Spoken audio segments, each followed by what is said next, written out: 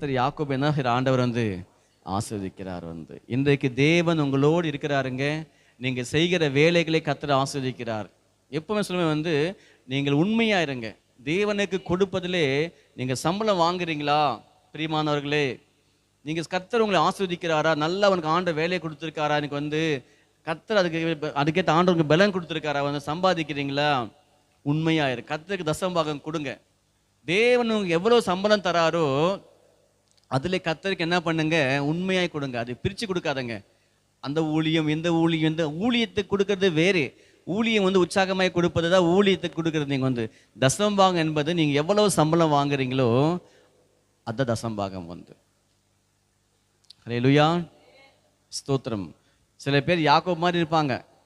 பைபிளில் கூட யாக்கோபு பற்றி இருக்கு. யாக்கோபு ஒரு பொருத்தனை பண்ணுற ஆண்டவர், தேவரீர் நீர் எனக்கு தரும் எல்லாவற்றிலும் உமக்கு நான் தசமபாகம் கொடுப்பேன் நான் மறந்துட்டான் சொல்லிட்டு.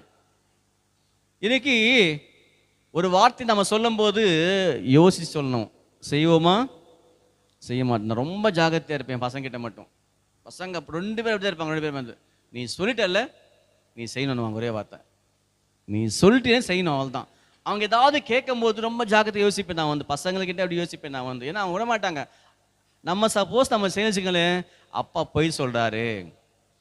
சாதாரண பசங்களே எப்படின்னா, இந்த உலகத்தில் மக்கள் எப்படி நினச்சி பாருங்க வந்து. கர்த்தருக்கு ஸ்தோத்திரம். ஆகையினாலே நம்ம என்ன நம்ம சொல்லுவோமோ அது நம்ம செய்யும்படியாக ஆண்டவர் நமக்கு உதவி செய்யட்டும். அல்லேலூயா. அதே போல் பிரியமானவர்களை, யாக்கோபை கர்த்தர் வந்து அவன் சம்பாதியத்தை ஆஸ்வதிக்கிறாரு. கர்த்தர் அவனோடு இருக்காரு பாருங்க.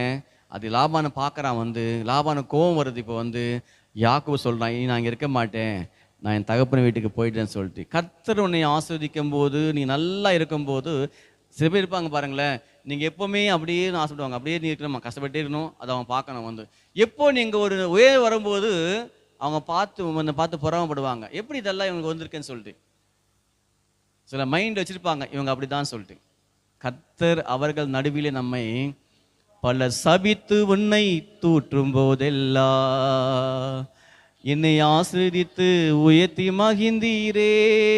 ஆண்டவர் எப்படின்னா நம்மை வந்து சபிக்கிறாங்க, நல்லாவே இருக்க மாட்டேன், கஷ்டப்பட வைப்பாருன்னுவாங்க. அவர்கள் மத்தியிலே கர்த்தர் நம்மை உயர்த்தி வைப்பார். பார், நான் அவனோடு இருக்கேன் பாருன்னு சொல்லி ஆண்டவர் உறுதிப்படுத்தும் விதமாக கர்த்தர் நம்மை ஆஸ்வதிக்கிறாரா வந்து. அல்லேலூயா. 31ஆம் அதிகாரத்திலே கூட, ஆதியாகமம் புஸ்தகம் 31:18.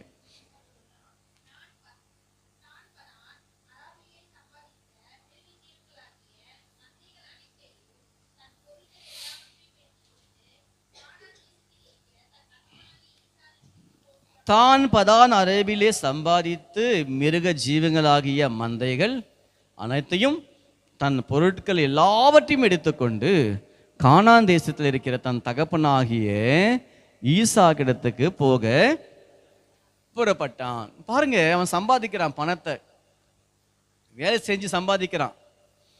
அந்த சம்பாதித்த என்ன பண்றான் தெரியுமா, கொண்டு போயிட்டு அவங்க அப்பா கிட்ட கொடுக்கணுமா. கொண்டு போயிட்டு நல்ல பழக்கம் தெரியுமா பிரியமானவர்களே.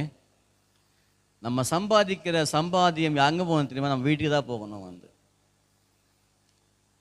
அப்பா அம்மாவுக்கு தரணும் கொண்டு போய். இந்த யாக்கோபுக்கு இந்த ஒரு நல்ல பழக்கம் இருந்தது. அவன் சம்பாதித்த பணத்தை அங்கேயே விட்டு வரல, மாமா கிட்ட கொடுக்கல, வச்சுக்கோன்னு சொல்லி அதை கொண்டு வரான் தன் தகப்பனுக்கு கொடுக்கறதுக்கு. அப்பா நான் சம்பாதிச்சேன்ப்பா, நான் வேலை செஞ்சப்பா அது சொல்லி அந்த பணத்தை அவன் என்ன செய்கிறான் வந்து அப்பா வீட்டுக்கு கொண்டு. அவன் எங்கேயுமே கொண்டு போகல, அவன் ஃப்ரெண்ட்ஸுக்கிட்ட கொண்டு போகல, அவன் சொந்தக்காரர்கிட்ட கொண்டு போகல. ஃபர்ஸ்ட் எங்கே கொண்டு போகிறான் வந்து, அவன் அப்பா கிட்ட கொண்டு போகிறான். அப்பா தான் நம்மளுக்கு சேஃப். யாரு? அப்பா தான். அப்பா அம்மா நமக்கு சேஃப் வந்து. நீங்கள் எங்கேயாவது கொடுத்து பாருங்க, ஒருத்தங்க கேட்டு ஏமாத்திடுவாங்க வந்து, இல்லைன்னுமா டக்குன்னு. ஆனால் அப்பா அம்மா கொடுத்து பத்திரமே வைப்பாங்க, உனக்காக வைப்பாங்க அந்த காசு சேர்த்து. யாக்கோபு நல்ல ஒரு பழக்கம் உடையவர். தன் சம்பாதித்த சம்பாத்தியம் எல்லாம் கூட தன் தகப்பன் அண்டையிலே கொண்டு வரான் வந்து. அல்லேலூயா. அந்த வீணாக செலவு செய்யல, வீணாக தேவையில்லாமல் பண்ணலாம் வந்து. தேவன் நமக்கு நம்ம சம்பாதித்தை ஆஸ்வதிக்கும் போது, தேவன் நம்ம கொடுக்கும்போது நம்ம குடும்பத்தை நம்ம கனம் பண்ண வேண்டும் வந்து. எங்கள் தம்பி எப்போ சொல்லுவான், ஃபஸ்ட்டு எனக்கு ஃபேமிலி தான், அதுக்கப்புறம் தான் மற்ற எல்லாமே. கரெக்டாக தான். ஃபஸ்ட்டு இதுக்கு எல்லாம் வந்த உடனே நான் நல்லா இருந்தால் நீங்கள் நல்லா இருப்பீங்க.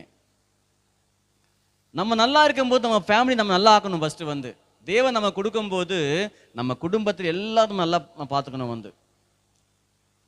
அல்லேலூயா. அதான் பைபிள், நீ திருப்தியாய் சாப்பிட்டு இல்லாதவங்களுக்கு பங்குக்கு கொடுங்கள் வந்து.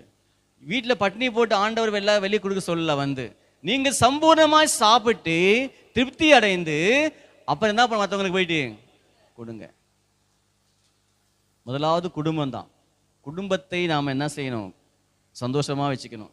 குடும்பத்தின் தேவையெல்லாம் சந்திக்க பண்ணணும் வந்து. கர்த்தர் நம்ம குடும்பத்தை கூட ஆண்டவர் ஆசீர்வதிப்பாராக. அல்லேலூயா. யாக்கோபுக்கு அந்த பொறுப்பு இருந்தது, தன் தகப்பனை கொண்டு போய் கொடுக்க வேண்டும் என்றதான ஒரு எண்ணமும் இருந்தது யாக்கோபுக்கு வந்து.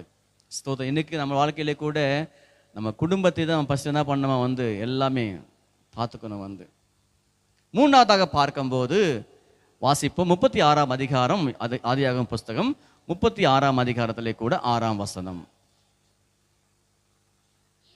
ஏசா ம் ம் ம் ம் ம் ம்